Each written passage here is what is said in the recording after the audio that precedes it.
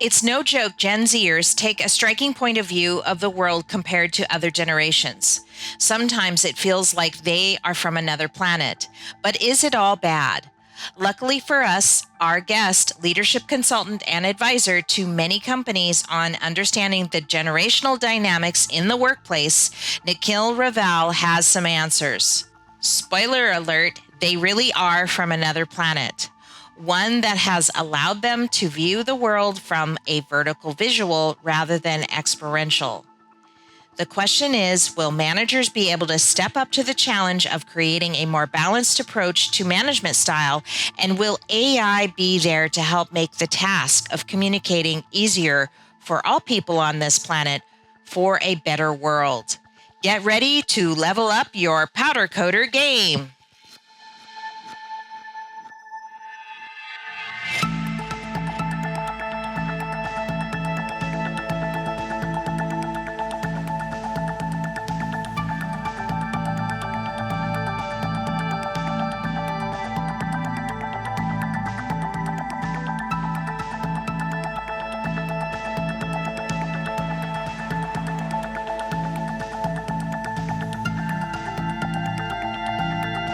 Welcome to the Powder Coater podcast. I'm your host, Kim Scott, where we talk about trending topics, interview influencers like Nikhil here, and we everything to help your growing powder coating business. So I just want to welcome Nikhil Raval. Welcome to the show. Hi, Kim. So very nice to be on this show and looking forward to our chat today. Yeah, and I'm super stoked to have you. I'm going to give you, I'm going to give everybody like, what are we doing about Gen Z and why do I have this Gen Z expert on today? But I just want to read a little bit about your bio first. So, we can kind of get through that and then move on to like this super hot topic. And then I'm going to set up everything on why I think it's a super hot topic, especially in powder coating or growing businesses, industry, and factory growth. So, Nikhil, you are a leader and a learning and change OD expert. What is an OD expert? Yeah, OD stands for Kim Organization Development. And so generally when you think about somebody who's in the leadership space, one is of course you design programs, which is the program itself. But the OD component talks about how do you sustain and work towards making that change happen in the system, right? And so everything that's sort of crafted or planned as a way to kind of measure or sustain that change is what we call as an OD intervention. Yeah. Yeah, and so you do more than just talk about it. Of course, you have a podcast, so I'm going to pull up your podcast here. But you also wrote a book. You've got 30 episodes, so congratulations on that. That is a huge milestone. And all of this is on Gen Z. And who knew there were so many things to talk about? This group of I call them kids, right? Can we still call them kids? But you also wrote a book. It's on Amazon, and it's called Target Gen Z: Your Guide to Understanding the Gen Z's Mindset on Brands, Work Life, and Learning, and more. And that is pretty much all of Gen Z. That's all they're interested in, right? They're trying to navigate this work life.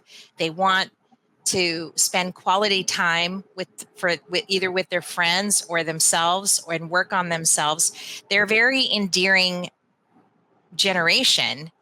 But we're still trying to scratch our head on how to handle them, right? So that's what we're going to hear about today with our wonderful guest, Nicole. So one of the things that I wanted to share with you first and how this has kind of come about and why I reached out to you is I'm fascinated by Gen Z. It seems to be that there's going to be this huge kind of transfer of knowledge to using AI and hopefully help have the Gen Zers help us along the way. I mean, I think that's a definite benefit because the way they think is so different and so unique, right? And their challenges are different too. Yeah.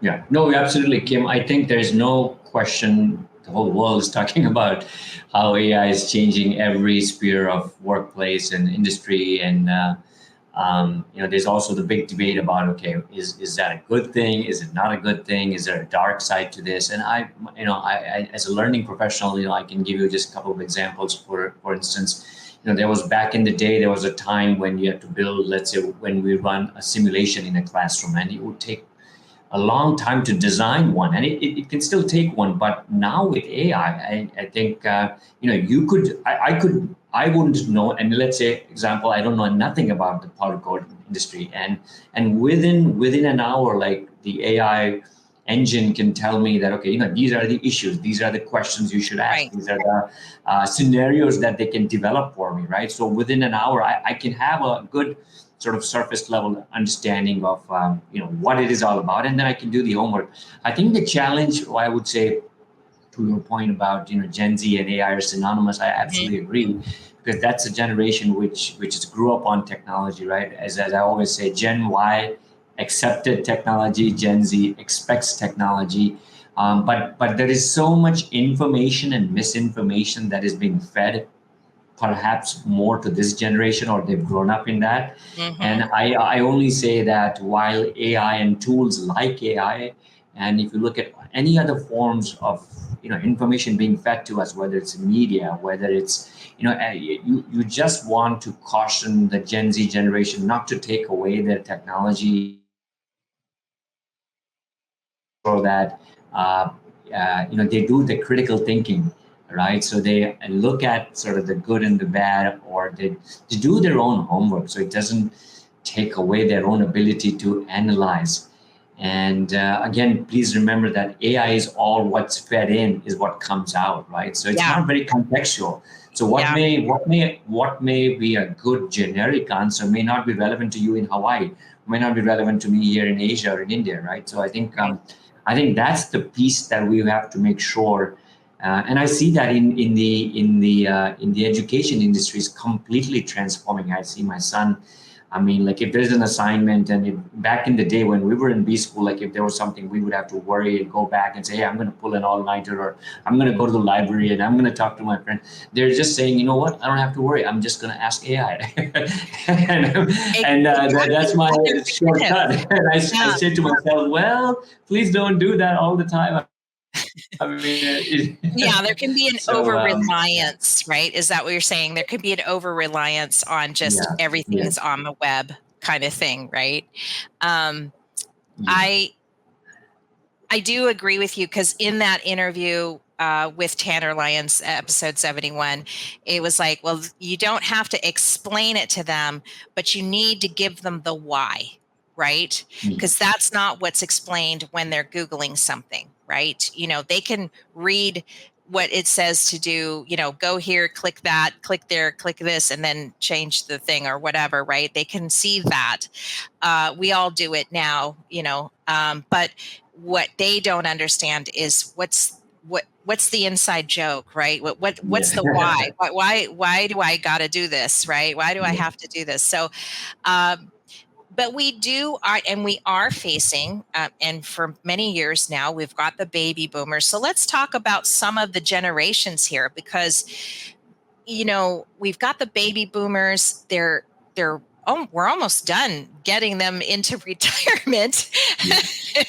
Yeah. um, and yet they were in an age where knowledge and retention was in the head, and everything or on a piece of paper, right? Right. Right. um, and it was very, and that's part of the problem now, is some of the Gen Xers have that too as well, right? And how do you get all of this, say somebody's retiring next week, he's been working at this job for 30 years. How do you unload that Yeah. and put it into AI, or into a manual or a process or something like that? Because, sometimes there's this conveyance that, or this nuanced, right? That this person may have you know, about their job, or about their customer, or about how to go about doing something, that can be overlooked with just data processing and unloading it, right? So it's sort of a twofold thing, because you don't want to lose all of it, and we may be at risk of losing it all if they, if both all these people start to retire, especially in our industry. I think in the next 10 years, we're going to lose about 40% Oh my of gosh. yeah, it's kind of big in powder coating and stuff. So we're going to lose about 40% of our workforce. And some of these men and women have been working in labs and in factories for, 20, 30 years. And at the same time, I know that the Gen Zers, they move around a lot, but we'll get into that later. I know we're going to talk about that for sure. But let's talk about these baby boomers. They were valued loyalty, staying and sticking it out. They were all about face-to-face education and communication, right? And then these Gen Xers, it's almost like they don't care about anything. I They're guess like the lost generation. Who are the Gen Xers? well, we're the smallest, right? Yeah. And it's like, I don't know, we just have this pissed off critical point of view of life, right? Like it's never going to be as good as it was when I was in high school or something. I don't know. It's kind of part of the whole culture too of being a Gen Xer too. I am one. So So am I. yeah. And so like, what are the what is it about Gen Xers that make them unique from baby boomers and millennials and all the others? Do you know? Sure. Yeah. So just absolutely. So Kim, just to answer that other question before on baby boomers, I would say, look, a couple of things. One is there is so much knowledge in that generation. Folks from that generation, like you rightly said, they're probably done at least every single boomer who. If there's still few who are working, done about 40 years, 45 years, right? So there's a wealth of knowledge. And I would say there are a couple of things there. Number one, if the company values them and respects them to say that, look, here is someone who's kind of grown in the ranks, they've built the culture, they've built the system, right? They need to do a couple of things. Number one is to create just a good knowledge management system. And again, it sounds very sort of almost project management type, like, oh, okay, but the more you actually be conscious about it, that's where you ensure that the knowledge doesn't walk away, and therefore you have to consciously figure out a way to kind of figure out how do we capture all the wisdom, not just everything that they've sort of not like a manual, but like the insights, right? It takes time to build the insights, right? And how do we capture that? And so for that, I would say that the company needs to create a learning culture, right? So how can we mentor? And I've seen companies where they have things like on-demand mentors where you can just tap on these folks and they share. So I think there's element of creating that learning culture for the baby boomer, from the baby boomer generation. And you also have to keep in mind now, coming on this end, is that more and more back from their time to even Gen Xers and Gen Ys and Z, the whole definition of career has changed, right? So we don't no longer see, maybe that generation was perhaps the one generation who saw themselves as, okay, I have to get into a good company, I have to get into a good organization, and I'm just going to be there as Sinek says, and get the golden handcuffs. Until I turn into a statue. Yeah, get the golden handcuffs, and most people even don't know what is that.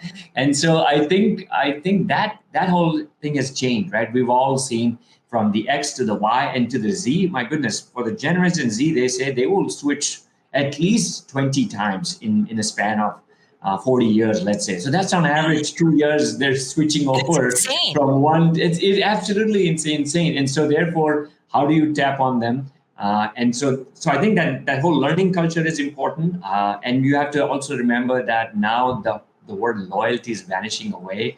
More and more employees are looking for different ways in which they see the relationship with the employer. So back in the day, I think for the boomer generation, and even for us, I would say I came for the X generation, the agreement was that, hey, I give my time to the company and the company pays me in exchange. And that was the relationship. And I think that whole relationship needs to be relooked, or has been relooked, wherein it's all about what's the value exchange? Like, what does the company give me and what do I get from them, right? Yeah. And so I think that's on the boomer. Now, coming to the question about the Gen X, I think that was the first generation, which I felt is often also called the sandwich generation, which means that Yes. most of us who are in that generation now are likely managing two generations, meaning we have elderly parents who are there and who are with us, or who are by us. And then, of course, you have children which are either teenagers or like in their 20s, which means that you could really, you're straddling between like this young Gen Zer who's pulling you away. And then you, of course, have the parents who are probably aging, and, there could be all the things with aging. So I think that There's was a the lot first more generation. pressure, outside pressure coming in from Yes. the Gen Xers for sure. Yeah, and from for the all Gen angles. X, that was the first generation, which I thought was probably the one generation which started. Maybe if you think about their working years, let's say from mid 80s or 90s onwards, the professional work years, I'm saying, that's when you could see that a lot of these folks were having international careers, working in multiple time zones, and so on and so forth. And therefore, the whole concept of work-life balance, which has become so big now, which actually was kind of the Gen X was the first generation which probably experienced it, but it just didn't become as big as it is for the subsequent generations. Which means that I think they were grappling with, managing the kids at home, and they had to manage their careers on the one side, right? And I think so. I think Gen X is that one generation which was still that generation which wasn't like a rebellious generation in terms of the image that got created of the two generations after us, which is the Gen Y and the Gen Z, because we were still seen as the generation. We were rebellious though, Nickel, because we were. But we did it in our teen years. I mean, think about all the teen movies that came out, Breakfast we sobered down as we St. Elmo's Fire, Breakfast Club. I mean, all those, that Brat Pack, what they called the Brat Pack, right?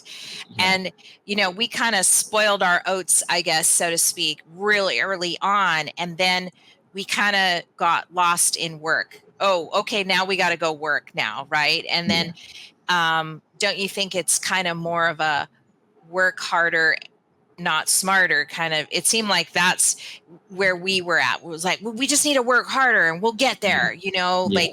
And then, but these other generations that have come after us, they're looking at us going, I'm not working harder. I see, because my kids are telling me that, like, oh, I'm not going to work as hard as you, Mom.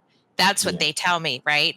And I think their motto is more work smarter, not harder, and maybe that's why that contributes to a lot of that working through, and changing jobs or careers so quickly, like that rapid fire employment, I guess, is. And I think the COVID can really change everyone's relationship with the employer, right? People really, whether you want to call it a blessing in disguise or whatever, right? Where people just said that, look, if I have a 40-year runway, I mean, do I want to give a better part of my life just to some employer? I mean, why don't I rather also make my own growth, my own fulfillment, my own happiness a priority, right? And therefore, I've seen so many of these. I know I talk to the companies and work with corporates where I say that they're happy taking a sabbatical just 1 year into their work life, and I'm thinking like, okay, well, what happened within 1 year? I mean, are you burned out like just in 1 year? And they're like, oh no, I want to explore. And that's what, and I think for the Gen Xer, we could never think like that. We could just, they say, hey, put your head down. We wouldn't even think about that. Like, exactly. Because our employers meant that much to us, right? We need this job. We, exactly. I don't know. Maybe there's some economic stuff around that. Like maybe, it has gotten harder. It has gotten harder. To cut a living, look at the price of homes versus what you can Mhm. buy, how much you have to make. I mean, it's all in our face right now, right? Mhm. And Absolutely. I'm looking at that as someone like, oh, wow, thank God I bought my house, or, thank God I did this when I did, kind of thing. Whereas I think these younger generations, like, they're just like, there's no way I can afford, a million and a half for a house. Like, there's no way, but yet some of them are doing it, and stuff. They're managing or figuring it out and stuff. So it's not that we don't want to stick too much to generalizations. Sure. Obviously, we are all individuals here. Um, but let's kind of, dive into, as we're exploring the problem, right? And millennials probably are up next, and then talking about the traits of the Gen Z worker when we come down to that final. Because millennials, I almost feel like, I mean, they definitely have it harder. I mean, they're in their, they're raising kids. Some of these guys that work so hard in their job shops every day, and then they have to come home and be happy. And, maybe they failed at work all day. Everything went wrong. Nothing went right.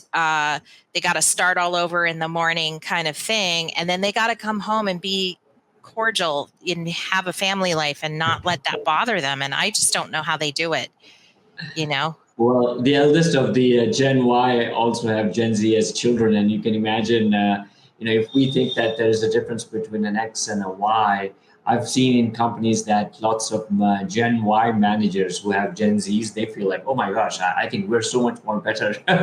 But you're Well, that's right about that, because what happened, Kim, with when the Gen Y or the millennials first came on the block, I think there was perhaps most amount of literature written about them saying that, okay, you know what, look out for this generation. This is going to be different than, anyone else that we've seen in the past. And all these stereotypes that were being kind of created beforehand, that, okay, they're narcissistic and they're all going to only talk about self-entitled and so on and so forth. And like you rightly said, a lot of our every single conversation we can have about generations is very anecdotal, right? Which means if I come right. across 5 good Gen Ys, I can see that, hey, Gen Y as a generation is a pretty decent generation, and then the opposite could be true. So, but you're right. That's a generation. Their context was they were the first generation which kind of revealed themselves online prior Yeah. to, let's say, any of the other generations. So they were very comfortable sharing who they were in the public domain, which I think the Gen X never did. And I still know lots of Gen X who are very shy about, okay, I don't want to share what I did or where I went for a vacation. But I think that was the generation which was truly tech savvy. They adapted technology, but a lot of the stereotypes as companies worked with them realize are just that, and therefore everything that we always say, there's a concept of what we call meta stereotype, which simply means that the belief about someone's generalization tends to kind of create more more how shall I say it? The perception about that creates more fear or defense in your behavior rather than the truth itself, right? So if I know Right. that this baby boomer is a non-tech savvy, so just be prepared to spend 2 hours in going on over a manual. But the point is that's just the stereotype that's been fed into me, either Right. by media or someone else, and the truth could be. I mean, I've seen, like, in my family, I mean, I have an uncle who's, he's in his late 70s. He's such a tech savvy guy. Like, he'll learn anything and everything that comes his ways, and he doesn't get bothered. And so I'm saying, so a lot of that was also true for Gen Y, where people realized that, look, at the end of the day, we can manage them.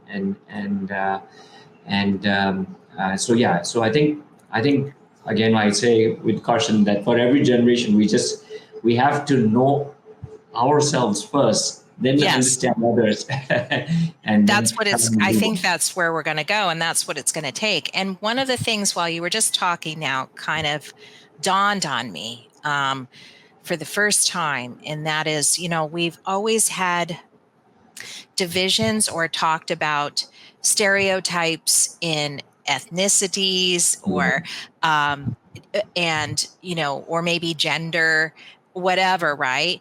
But we've never really, I can't remember a time where it was so hyper focused on generations, Yeah. you know? And I'm thinking of like comedians, right? Because comedians are usually like really, They do a good job of. they make a good job of that, right? And you know, Yeah. we've all heard lots of different kinds of comedians that talk about that, but never have I ever seen, like so much talk about generational differences and getting along and multi-generational. I mean, it's just so top of mind. And I don't know if it's just because all these other things are top of mind too at the same time, or migrants and freedoms and this and that. It just seems like it's all kind of culminating, and maybe it's just a sign of the times. I don't know, but it's funny because I just, as you were speaking, I was thinking, like never have I ever were we ever talking about generation. Maybe the 50s, like we talked about Greece or the 50s or what it was like going to the sock hop or something like that versus, the 70s where you were doing something else,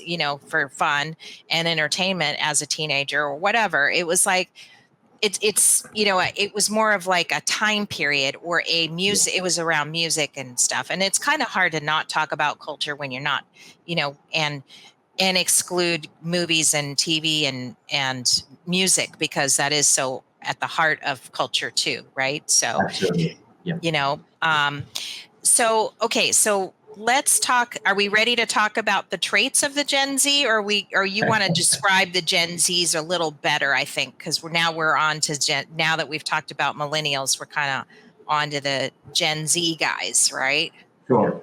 So absolutely. So again, I think what we just as we talk about Gen Z, what may also be helpful for our listeners here is to kind of also talk about, the generational experts give us certain years in which the generations have been defined. So you have the boomer, which were largely post the Second World War, and then you have the Xers, which were sort of from late 60s and so on, and then you have the Ys, and then the Gen Zs are essentially the ones which they go from I think 2012 onwards, right? And so you can, Right. or sorry, a little 1997 onwards, right? And so again, why I say this is because if we, to your earlier comment, like, okay, there was never so much talk, and I think one way for us to step back and look at that, okay, why is it that we're talking so much? I mean, when we were kids, I don't think our parents complained as much, but now when we have to do it, we're finding the parenting has become so hard and so conscious and whatever. But I think the reason again is their context, right? So if you look at the Gen Z context for a moment, here's a generation which has seen a full-blown pandemic. I mean, no other generation, we may have even just read about what is a pandemic, but like never have we sat in homes for like 2 years, 3 years, Right. just working from home and living a life in a home. So they've done that. They've seen two wars. They're seeing possibly more wars that could happen in the coming years. They're seeing disruptions like AI. They're seeing things like the Me Too movement. Yeah. The fake news that all of us that we earlier when we get a forward we just sort of believe it, but now it's like so much of You have to the be so information. scrutinizing. Yeah. Yeah, you have to scrutinize that. So I think in many ways the context is shaped has been a handful, and they were born into the internet again, remember, as opposed to where they had to learn the technology. So they don't know a day when Google wasn't there. They cannot figure out a day where. Right. So I think all of that shapes some of who they become. And I always say that generations are defined by some of the key events of what happens during our sort of formative years, right? And so you could still economically, as you made the point, like you could be, let's say, from middle class to a very like say super affluent, but the basic events do shape the values and the beliefs. And I think they're important, Kim, from the context that those values also shape our beliefs, which is what we carry to our workplace.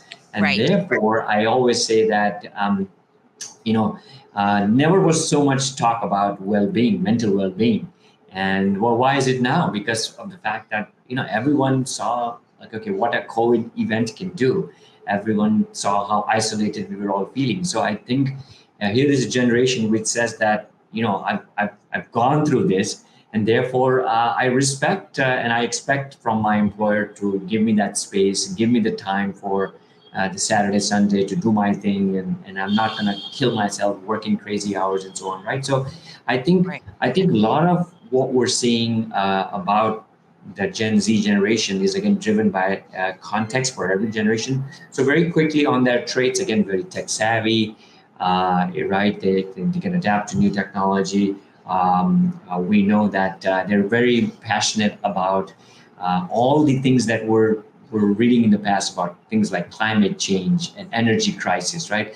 These are real things. These are things that most of us read about it and said that, oh, you know what, someday in the future this will happen. But we're all seeing it. I mean, like you can see the floods in Dubai, and you can see the Right. heat wave that's happening in India, and you can see what's happening with power in some of the states in the United States, right? And so I think all of that is shaping also what they want from the employer and how they want to see themselves, right? And I often hear like my son says, this heat is a function of what you guys did. Like, why I don't remember my summers being so hot when I was a young kid, and now all of a sudden, if I have to step out, like I don't want to do that. So they're very passionate about Well, it's in your sustainability. face, right? I mean, you're seeing it. It's right there.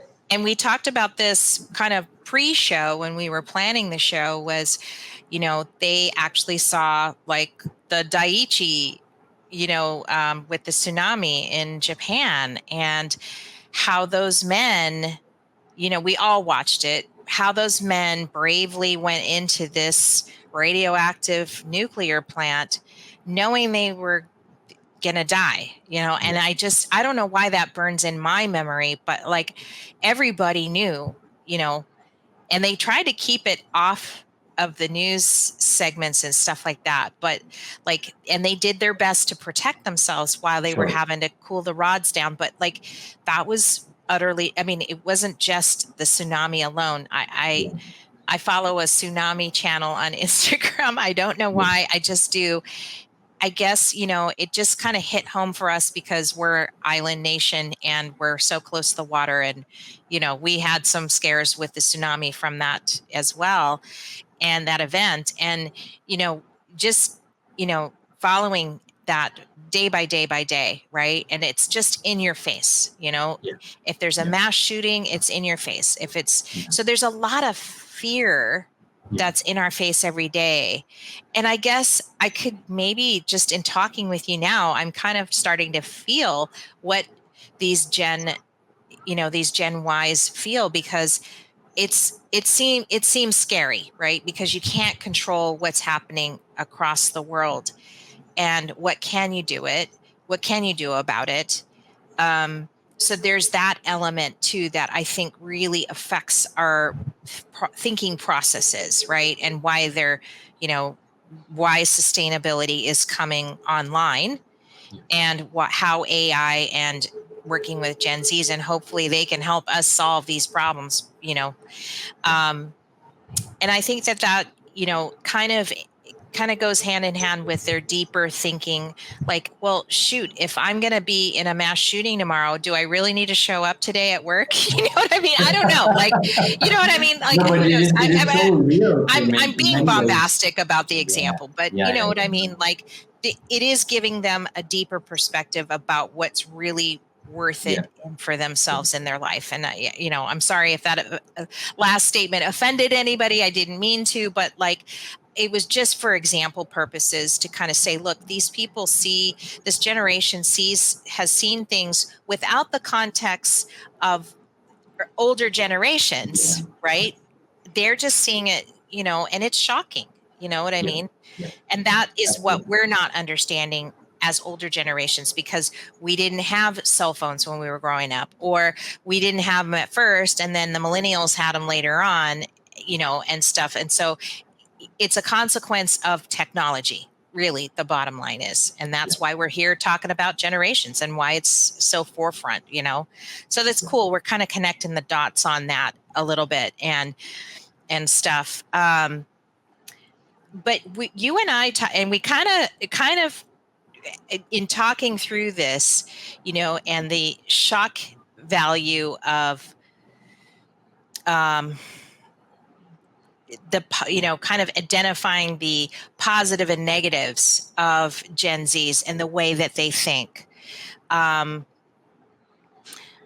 How, I believe we kind of talked about some of the solutions that these companies that you've worked with have kind of worked around this short-term work ethic, or short-term at this company, then I jump over here, then I'm going to go over here and do that. And they're actually planners. Like, they do plan their life, you know what I mean?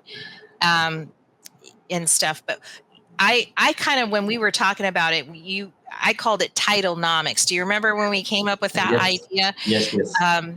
And what was this one company doing about it? Because it kind of made sense. Like, and I don't know if it's the ultimate solution, but I think it's a solution, right? Yeah, well, it's just how shall I say, a trick in the bag. I don't know if some people may say, okay, well, but you're so, I think just for our listeners, what you are saying is so true that I think again, going back in the other generations, we didn't have as many opportunities, and therefore we were told, hey, like, listen, if you got a good job or a good gig, doesn't matter, just swallow it, suck it in, and you're gonna come out okay on the other end after 10 years. And we just sort of follow that. And then I think for the Gen Z, there is so much more, as Simon Sinek says, that because of their context of being, with all what we've just described, and device has made them insular, right? And so all of the pressures of home seem to have translated at work, right? Where they have to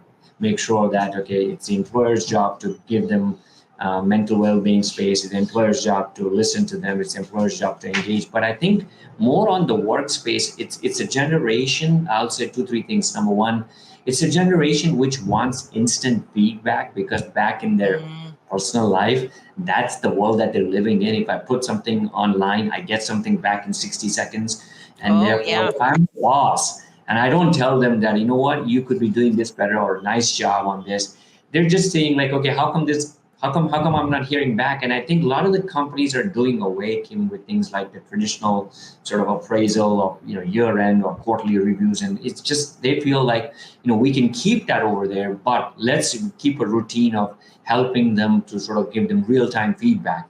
And I think that is more of a skill that the manager needs to have, rather than expecting something from the Gen Z. So if I'm having a team, I need to take that skill on and say that, for this generation, I need to just tell them a good job right then and there. Like, let me not wait till like in the month end, and congratulate everybody with the 5 people on that list. No, I need to tell them then. I need to tell them what they can fix. So I think that's one. Second is a learning culture. I think we spoke about that. I think here's a generation which gets restless very quickly. Yeah. They also may have a slightly higher perception of how good they can be, again, because of they have access to technology. But as we spoke, technology can do a good job of what I call deprivation curiosity, which means that if I don't know something, I go and find out. But how much of what I want to learn is technology helping me in my right context, right? So if I want to learn something, I need to do homework, like what I call interest curiosity. And therefore, what companies are doing are simple things like the other day when we spoke is like, okay, I know that I'm fighting for talent. All the guys are going away to, let's say, and I can give examples here, Kim, closer to your world. Like, we work with a manufacturing company for more than 12, 13 years, a very large brand in Asia. They're more than in 25, 30 countries. And they really struggle to get good talent, to the point where they have to say that, we will completely upskill you. They had at least like 15 manufacturing kinds of businesses in chemicals and fiber and aluminum and steel and you name it. And so, if someone wants to build a career, they said, we'll walk you through, don't worry, on us. We'll train you, top-end training. And even then they were finding that people were not willing to stay. It's just, what were the preferences? And so, again, what companies are doing is that, how do I keep patting them on the back. So how do I stroke their ego, right? So as the example that I was giving is that one of the large services companies says that, if I have, let's say, a guy who is traditionally just fresh out of college, the next big change in their skill set that may be sort of required is after 5-6 years when they're managing a team. And then it's when they have to start managing things like conflict and influencing and collaboration and all the other things that we would expect from a team. I could be a superstar by myself, but the moment I have to manage a team, like the whole equation changes, right? And Right. therefore, until I get to that stage, how do I tell this guy that you're still doing a good job, right? And that's where I say that, what, you climb 10 stairs and don't feel like you're not going to be recognized till the time that you have to make it to that 15th step. And so I think they change titles, but essentially the job doesn't change fundamentally. So many companies Right. are resorting to this, and I don't want to sound and offend any HR colleagues here or anything like that. It's just a way for them to hold on to talent. That's one. And it's also a way for the Gen Z and that generation to feel that, look, I'm contributing, the company's recognizing, and but it isn't simply by changing a title, Kim. I would say that it also means that, can we help them to set stretch goals? Can we make that trusting relationship between me and the boss, right? So one of the things that we always say to clients is that, how often do you do a check-in? And check-in not so much for the progress of the work, but check-in to get to know the individual. Like, do you know what's happening in their life?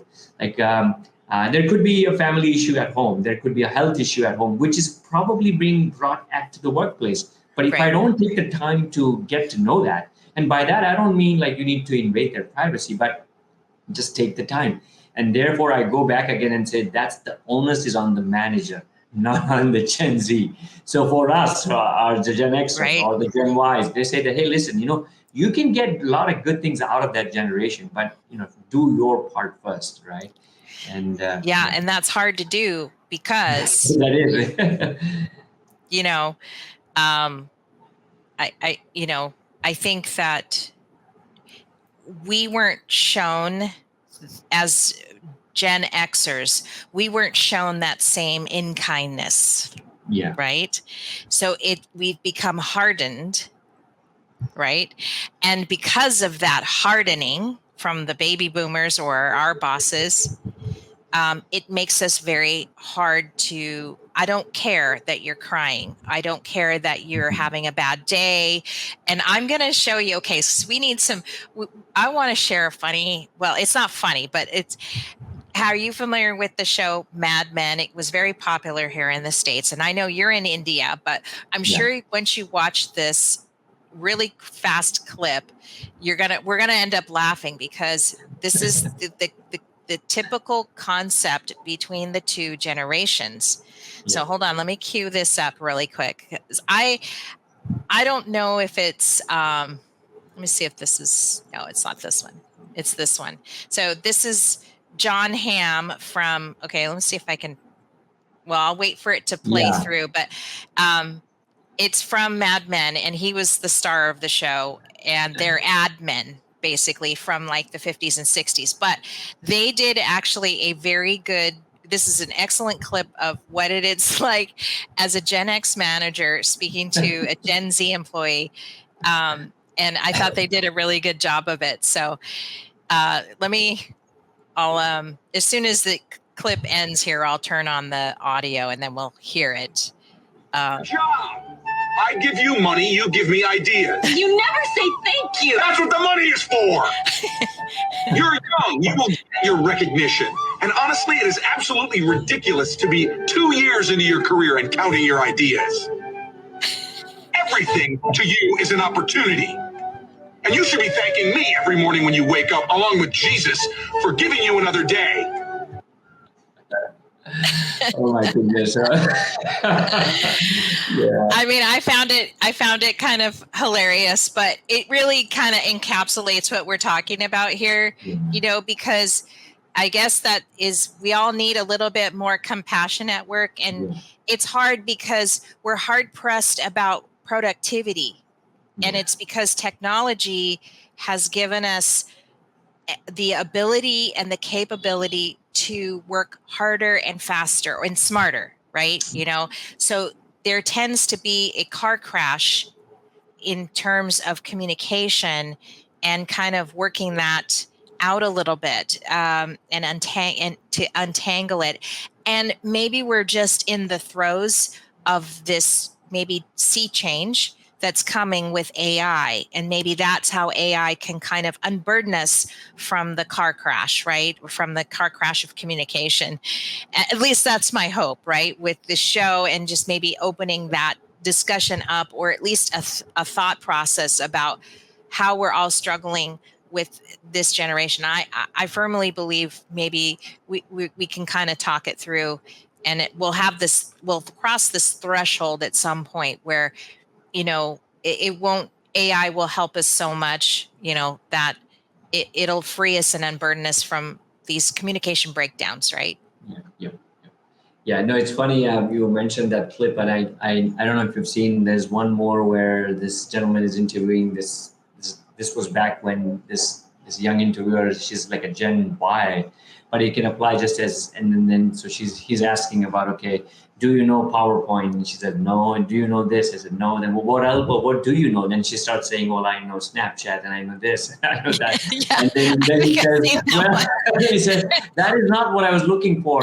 And then she becomes all very defensive, like, why are you being so critical of me? And so they're trying to show she's so fragile. And then she said, well, can you, for all the things that you want to research, I'll just ask Siri. This is before AI came. And so, and she's like, so the interviewer says, well, I don't think it will work. Can you come at 8 o'clock? And it's like, no, I cannot come at 8. I sleep at 2. I wake up. I need to have my chai latte, and then by the time I work best at 11.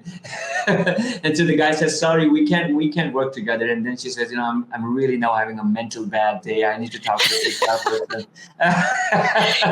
Yeah, and I think the negative connotation of that is they're whiners, right? They are into their chai lattes and their Starbucks and their whatever and stuff, and I don't know.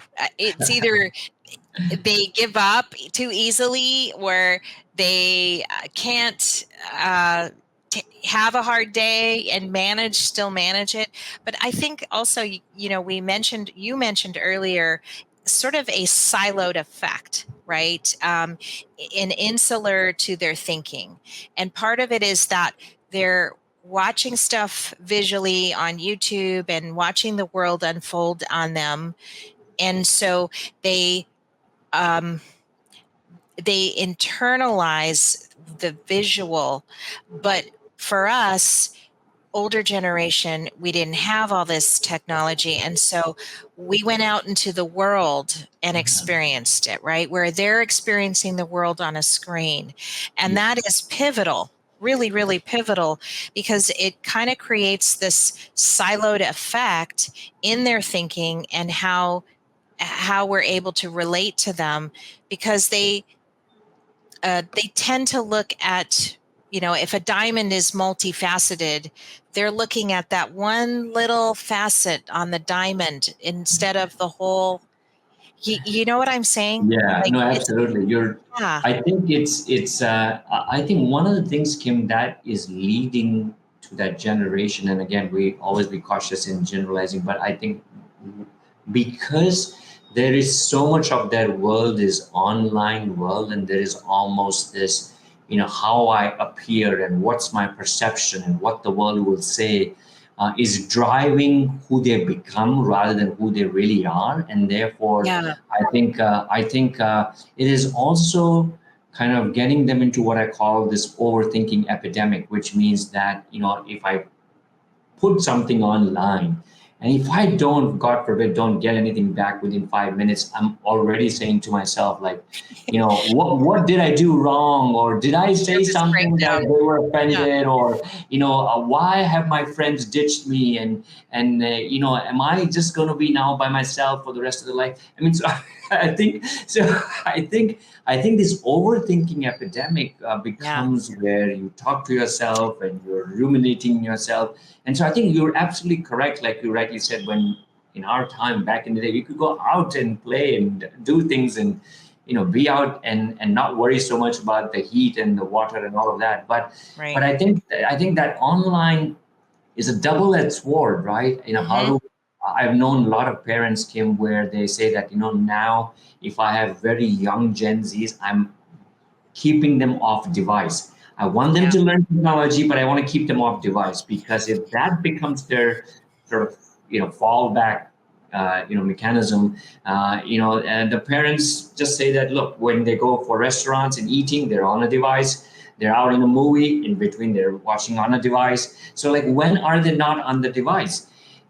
And so, and when are they having a conversation with their family? And we've all seen those videos where the two people are out to dinner for a dinner date, and they're just on their, on the device. Yeah. And I almost feel like, it could be rewiring us in some way. In that, it could be some of the dangers of it too. But I don't know if I want to dive too deep with that one, but it is kind of scary in that sense. But to kind of circle back to like solving sustainability and using AI to upgrade factories and help manage people better, what are some other strategies you're seeing besides the gamification titles, right? And that instant gratification? Are the Gen Z or the Gen Ys, Gen Z, sorry, are they able to think through new solutions? Are they able to collaborate better? Do they collaborate better with their own group, right? Are they capable of working with us, right? Or other multi-generations? I guess that's the key to the question to you. No, absolutely. I think so. Look, I think I always kind of share to say that, look, for most of my work, it's for the managers who manage Gen Z. And I also, from time to time, when I design workshops, I talk to Gen Zs themselves. And a lot of them, it's about making sure they have an understanding of their world, and that generation has an understanding of the world on this side, right? But some of the ways in which I've seen companies try and sort of circumvent this is, one, of course, they really try and get them involved in often what's called reverse mentoring, right? So, which is to say that, look, here's a bunch of folks guys who are tech savvy. Let's admit it, we weren't as tech savvy, and we're now sort of forced to learn some of this, or we may have learned it, but we're certainly not the type where we say, what, hey, there is a new tool and let me just go online right now and figure it out. We'll get to it when we get to it, and when maybe if I have to, I have no choice, but I'll absolutely learn it. So how can we learn from them, right? So I've seen companies where they do a very structured reverse mentoring, and this is to the senior most folks. And so it does a few things. Number one, we can learn things like technology. Number two, we can appreciate their context and their expectations of things like sustainability,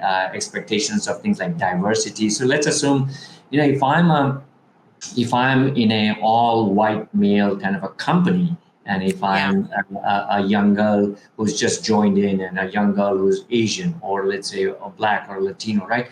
I think perhaps the higher ranks may or may not have the appreciation of what is the context of this young girl who's in the system, right? And therefore the reverse mentoring, and I've seen companies where the senior leaders actually say that, it's changed the way I'm seeing, it's changed the way because if they've been on that, top corner office for many years, and nothing against, it's well-deserved and they're there and all of that, but I'm just saying that it gives them a perspective. It also engages that generation. It also helps, I've seen, Kim, when you see in companies and in industry, so I don't know what you see in, let's say, in your industry, but I've seen in manufacturing, I've seen in pharmaceutical, I've seen in insurance selling, wherever there is sales, for example, there's high pressure. When these guys quit, it becomes a good way for the company to find out, like, why are they quitting, right? Is it because my manager never spoke to me? Is it because the money wasn't good enough? Is it because that I don't see this company ever doing anything beyond just work? Is it because that, why aren't they doing any social initiatives? And I can think of, where companies, if a natural calamity happened and if they did a drive on, let's say, a community drive over the weekend, some of these people who are most involved are the Gen Z generation because they want to contribute, they want to. So I think there are ways in which we can get them involved, which is reverse mentoring. There's also another concept called shadow board, which means that it's still new, but where companies are figuring out how do we take experts in certain domains and groom them and almost make sort of the young board to the real board. Okay, and so what they do is that they kind of shadow them, but they also get their perspective. So there are 2 or 3 members Oh, yeah. shadow board, yeah, which are there in the real board. And so it's pretty well structured. It's not just sort of like, hey, we're doing this as an academic exercise. They get their viewpoint. The member of that shadow board then conveys it to their team. And it's like almost like a council, which then comes back and says, this is what we think. And I've seen companies where they realize that a large chunk of the organization is a young organization, meaning more Gen Zs and more Gen Ys in the system than, let's say, Gen X and then the baby boomers. They're actually getting them involved in things like the crafting of the vision, mission statement, the values, because they feel that, look, 20 years from now, most of the boomers and the Xers will likely be gone. Yeah. And they could be working more, considering everybody's working more today. But the fact is that the company will largely be ran by guys who live in the AI world, who Right. they are the leaders of tomorrow. And so we need to know So what it makes sense. matches them. Yeah. Yeah, It makes exactly. sense for them to be involved now, right? Yeah. And I agree with you. All the things you just said there are so valuable because I can now, with your words, I can now kind of visualize on the other side. Say we finally get to this other, this other side of this, is that we have now functioning factories and manufacturers and HR departments that are more concerned, and or boards or industries that are. It's not so much about the gender or the color of the hair or where they grew up or what device they're using or what they're. It's about talent, right? Ultimately, a company is going to work better, it's going to work smarter, and it's going to grow when you're highly developed with the talent that you've cultivated, not that you're trying to fulfill some minimum government, like we need to have this number of ethnic people, and Yeah. forget all Yeah. of that, because sometimes Yeah. that government mandating stuff, it just doesn't. Yeah. It doesn't. We understand it's important at the front to Yeah. make that happen in order for Yeah. change to happen, but it doesn't necessarily need to be sustained for for that because people do learn. Okay, we need to look at the talent, and that's really where it's so vitally important for these companies to look forward to. That if we can work through this AI technology / communication. I don't know what we're kind of call it. We're going to come up with a new phrase tonight. The AI But generation. I don't know if that's yeah, Gen Alpha or the Gen Z generation, but yeah, certainly AI is a big thing in it is their a big part lifetime. of it. Yeah. Yeah. And I'd like to see a better world out there, or an ideal world that is just really looking at the talent of the person or the capability of the person rather than what they look like or what. Yeah. And maybe that it's sometimes it's kind of funny when you watch that. I don't know if you ever watched that, when Zuckerberg changed Facebook to Meta, that whole thing, right? And how he was, we're all just trying to wrap our minds around what the hell he's talking about, right? Yeah. you know and how he can't wait because he'll be at this table having a business meeting with all these people, and of course nobody's imagining that there's this thing on the face, right? And The but that they're diagonal all at the is, table, and this guy's blue and hairy, and that guy's kind of skinny and tall and rainbow shirt, and they're all just like making their own avatars and stuff. yeah. And I can't unsee that, right? Because I'm Yeah. thinking, what? Who cares? Like, I don't know. Like, can we move past that? Like, it should just. We are humans. Why do we need to Yeah. change the exterior of our just Let's maybe I accept don't. who we are in the real form, right? Right? Do we all have to be Shrek or the princess or the donkey or the like, or like Snow White or Harry Potter or whatever? Like, you know what I mean? Like, does it really have? But maybe that's a precursor, I guess, is what I'm getting at, right? Maybe it's there to teach us this lesson of, do we have to go to such extremes to be accepted? No, I mean, I think right? there is. I've seen companies, Kim, where they use like the virtual reality technologies and things like that as a way to orient the incoming cohort, like to, things like, okay, let's say I think Walmart or one of these large retail companies, they used to do that, where if I have to give them orientation, I do it all virtually. So they get a feel for, like, let's say if I have to deal with a particular neighborhood where a large population is a Hispanic population, right? So I mean, so they'll have an avatar kind of mimicking someone from that community or a race, right? So Yeah. you're right, there is. I mean, technology always, there's an upside to it, but you're right. Like, let's draw the line where we can see the benefit versus sort of the, is it more for fun, or is it just sort of see, like, okay, what what We're just what are we doing throwing this for? whatever, Yeah, that's right.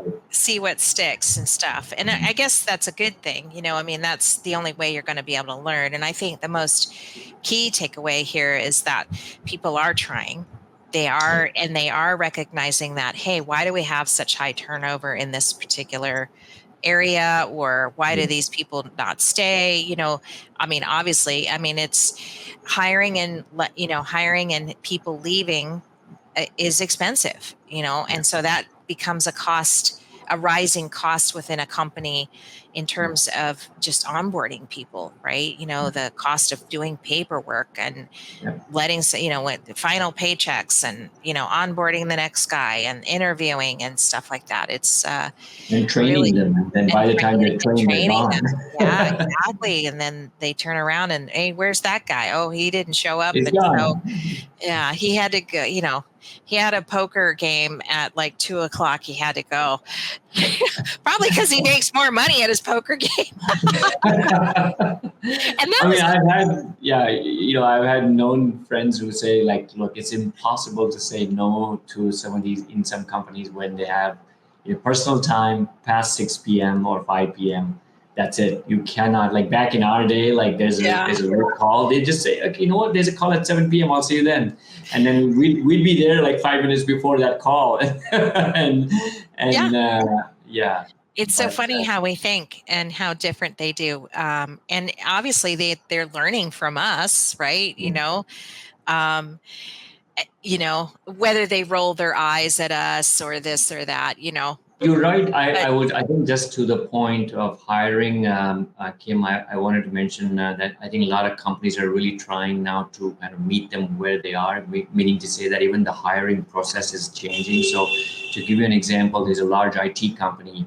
What they've done is that they don't do the traditional, like, I mean, lots of companies will still expect you to go to their website and read and fill out the form and so on and so forth, right? But here what they've done is that to attract young talent, the top 40 of their senior leaders have created like TikTok videos, okay, talking about the vision and mission of the company. So now they're saying that, okay, if I want to impress a Gen Z, like, okay, they don't have the attention span to read through, like 10 clicks on a website. And so therefore, I'll just create a 2-minute video that says, why you should come work for me, or why you should come work for this company, and in a very cool, funny way, or some. And it was a lot of learning for the manager or the bosses or the senior leadership to even do that, because they were out of their element in doing that. And they've kind of gone further in saying that, look, if I get posted into Honolulu, right, where can I go on weekends to, meet friends, or what are the activities over the weekend? And so I think that's the level of which information that this generation is used to saying in the online world, and they're saying that, okay, why cannot my company give me that? So they want to know, how do I get engaged? What can I do? Where do I go to shop? Where do I go to eat? And so I think companies are realizing that, and also figuring out ways. You talked about purpose. I know lots of companies where they actually have a structured program where they say that, okay, if you wish to contribute, here is what you can do. Whether it's whether it's whatever it is, the water, save the earth, or I mean, it'll depend on which industry you're in, but Yeah, yeah. I remember what I was going to say. It was like, this was towards the end of the Powder Coating Institute technical conference back in March, Mhm. and Okay. we were talking about employee retention and Uh, keeping, dealing with the Gen Zers and how to engage with them better and stuff. And one guy had a very dystopic answer, and I felt bad for him because I was thinking, you're either not getting it or you really have had some terrible experiences, right? And it was about employee retention within the Gen Z. And he's like, uh, you know, why would they even bother coming to work when, again, with the kind of validation that they're looking for, right? With the um, how do I belong, and getting that instant feedback, right? Was like, he was saying that one kid could just put up a video on YouTube or on TikTok and get the validation that he needs. Why does he need it from me, right? Or why does he even need to show up to work to get that validation from me when he wants to just be a rock star on YouTube or a rock star, because that also influences people's belief systems too, or you know, and we see that a lot in the custom coder. In fact, it's actually, uh-huh. what we talked about pre-show in terms of validation. And, Mhm. um, there are people that don't purposely participate in Instagram for their businesses to get followers and all of that. It's just not important to them. But to those that are, it's like they make it look easy. That's the fallacy of social media, is it makes it they see the powder coating video or the guy spraying, a valve cover or whatever. And, it's like, oh, I could do that. I can do that. That's easy. So all you do is get this thing going and you shoot the gun at it, and like, it's easy. I can get into that. And then the next thing you know, they're like, you know commenting, how do I do this, and then they get into it, and then they're like, well, I don't know, how does this work? I got bubbles in my, like pinholes in my finish, and why is it all, and it's like, well, you thought it was easy, but it's not easy, right? Yeah. And there's a lot to it than just looking at a video. But that is the sort of pitfall to posting TikTok videos. Yeah. And, there is a misconception about, um, and almost we're at this bombastic level with the powder coating videos where people are just purposely making deceiving customers or creating videos that are just so bombastic and ridiculous that when a custom coder actually watches it, they're picking out all the wrong things in it.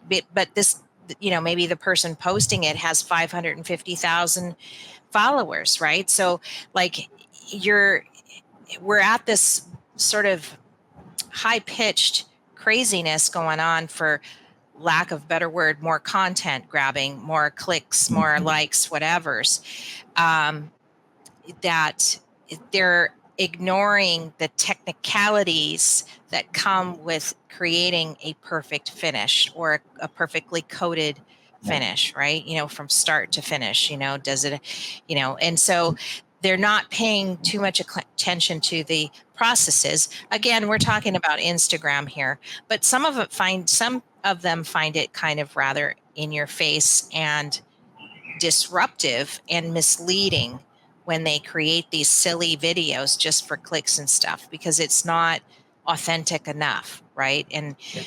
I don't, maybe the greater industry doesn't necessarily have that problem, but I'm just kind of bringing in my own experience Yeah. with the misconceptions that Instagram and Facebook can bring into any kind of post or group or comment or whatever, right? And that's the misinformation that, these kids are getting, these young kids, and, they're thinking it's easy when really powder coating is very difficult. And that's part of the whole process of the podcast, is to kind of unravel the difficultiness of it and talk about it, So I would say, Kim, you make such a good point, and I'm happy that you shared your sort of the challenges of your industry.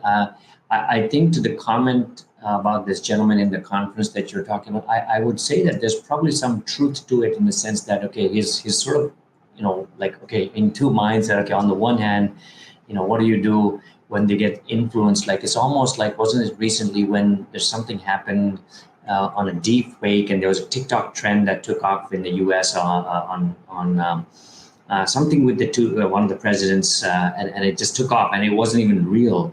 Right. And so I think very recently here in India, it's been about a few months. There's this gentleman. He's sort of like the Bill Gates of India, and he wrote in one of his posts saying that, okay, today's generation, they all want to succeed, but if you wish to succeed, like, you really have to put in, there's no harm in putting 70 hours in a week.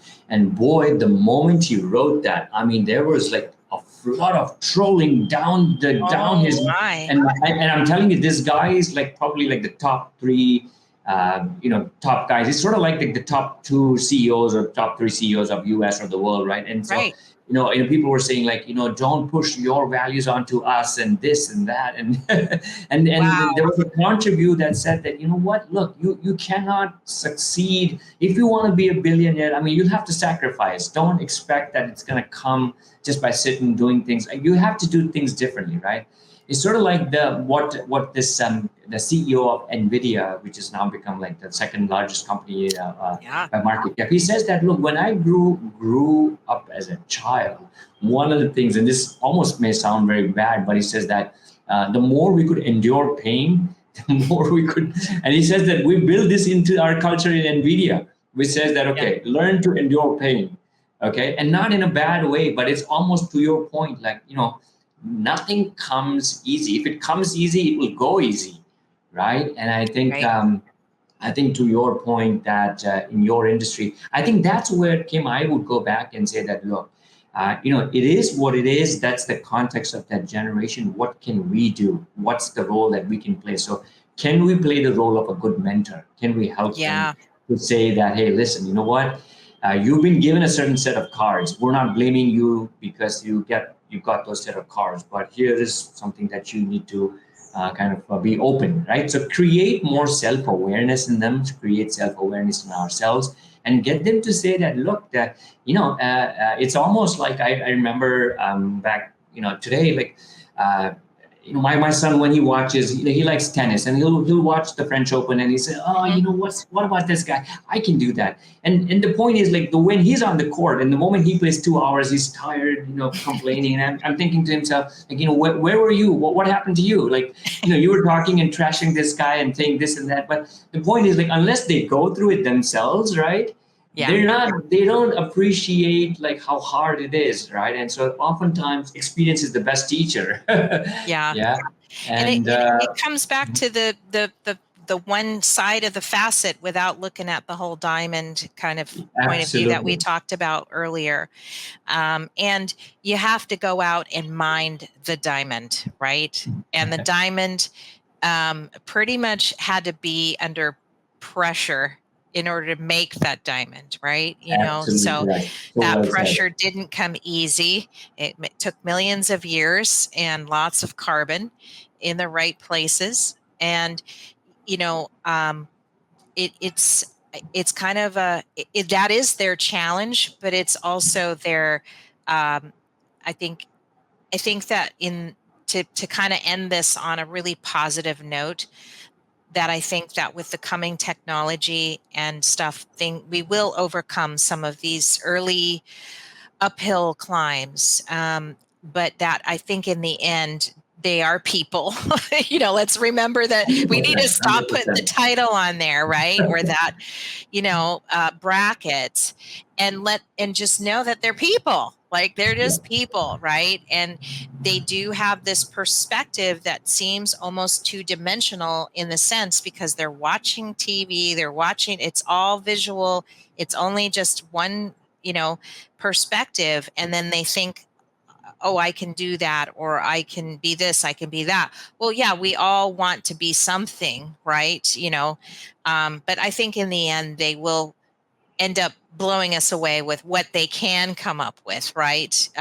Because they are facing some big challenges ahead. The world is in terms of that. And listen, I just want to make sure which one of my kids is going to take care of me. Well, right? I hope you don't take it the wrong way, but I have come to the conclusion, I think the lesser we expect, the better it will be for us. But sometimes, well, I have two girls and you have two boys. So I mean, I tell my wife that don't expect, because you could be heartbroken. I mean, I mean this in a good way, of course. He's a good kid, but like you rightly said, but look, I always say, Kim, I think just as a way to conclude, I say that look, people who lead, we always show this nice video. It's an old video where it says leadership is like herding cats, and it isn't easy. You have to kind of keep the flock together. So there's more hard work for us, at least to the point when we're managing. And I think, like you said, like if the Gen X was a rebellious generation, right? And we had, I think, probably a much more stable time than what they're seeing now. And so therefore, we turned out okay. And so I think it's also a function of age.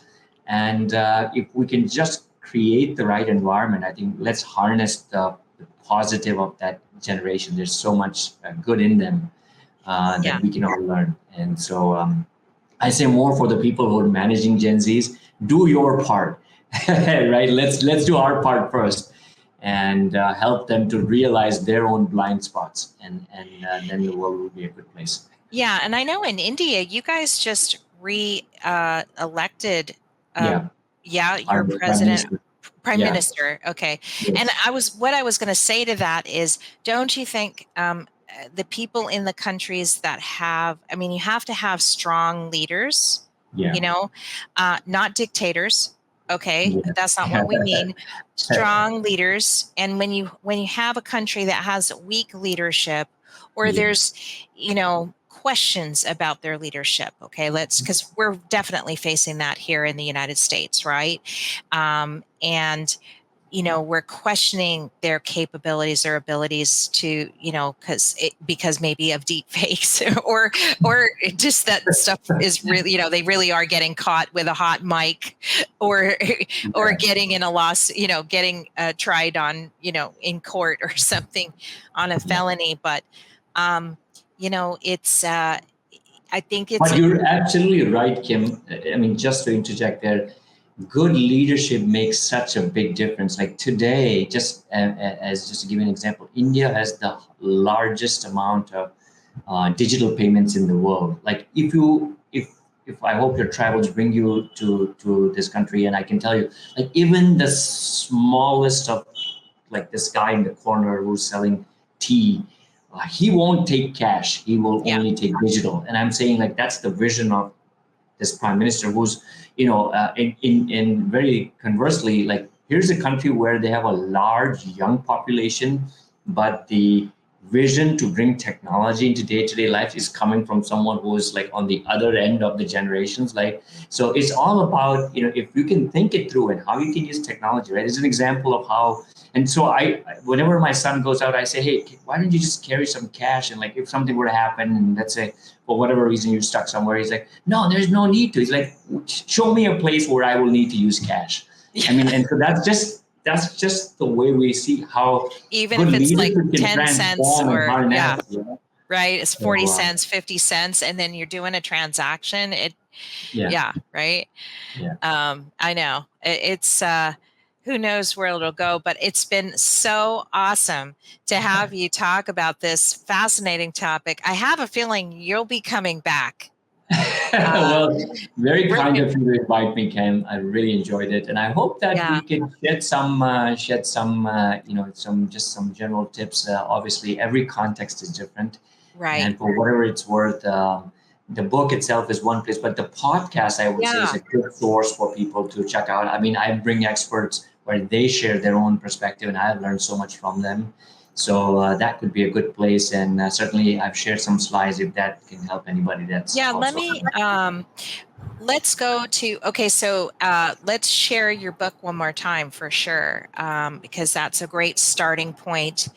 I'm on Amazon, but can you just buy it anywhere, or Yeah, is Amazon? it's there on Amazon, which is of course sort of the biggest, easiest way to. And Yeah. there's some more sort of online aggregators here in Asia that they're available on. But for the most part, Amazon's sort of the default. So that's where I say you can. And I've seen people order it in more than 25 countries, so it's available. Oh, I that's am awesome. writing a second one, which is more on the multi-generation workforce. So that's due next Yeah. year. So maybe Well, we can dive into that at some point. definitely. I would love And the to. And there yeah the aren't a lot of books there. I didn't, when I Googled before I just put in your name, I mean, I was just Googling, there really wasn't a lot of books on Gen Z, you know? yeah. So you're right, Kim. There are actually a few books on Gen Z, but largely from a Western context, and I think Hmm. that's very good because in a country like US, there's so much data, research is so good and solid. But I thought I would write this more from the Asian perspective. So Right. so yeah, check it out. It is a general book, but I think the podcast can be a second layer of resource people can check out. Yeah. Let me bring up hold on a second. What's the name of the podcast again? It's called Working with Gen Z. Simple. Okay. Working with Gen Simple. Z, and Okay. it's just it's on Spotify, Apple Music, Apple, Okay. Google Podcasts, Radio. I mean, it's there on all Podbean. It's there on everyone. Yeah. Awesome. Okay. Awesome. Well, thanks for coming on the show today. Be sure to like, share, and subscribe at this podcast, the Powder Coater podcast, and go follow Nikhil. And it's been such a pleasure to have you on. You're always so charming, and you breathe some life. I was at the end of my work day, and you definitely gave me the energy that I needed to talk with you today. So thanks again for covering all these really interesting and unveiling some of the pulling the curtain behind some of the frustrations that we have in work and working in multi-generational companies, right? So Yeah. thanks again for coming on the show, and I certainly appreciate your time today. Thank you, Kim. It's a pleasure, and I hope to see you in India at some point. Oh, I'd love to. Yes. Okay, Yeah. take care and goodbye. All right. Aloha. Aloha.